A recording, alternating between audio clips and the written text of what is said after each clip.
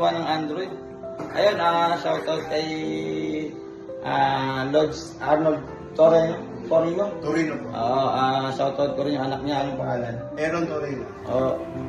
Aaron Torino. Ayun, si papa mo, napaka dalas maghilot.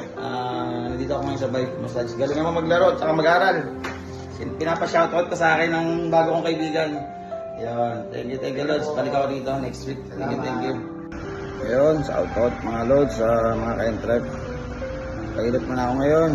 Nakatulong naman tayo ng konti dito sa ating bagong kaibigan na yun na, yung mga bulag na naghihilot. Si Arnold Torino, taga Batangas, may anak din siya.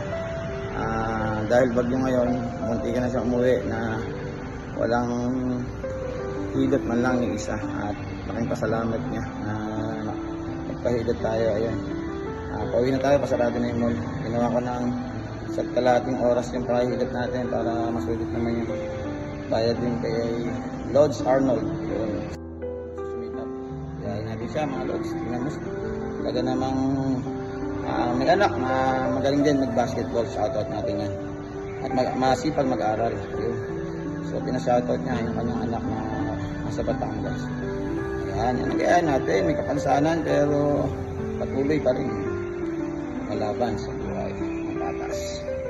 Lods, thank you.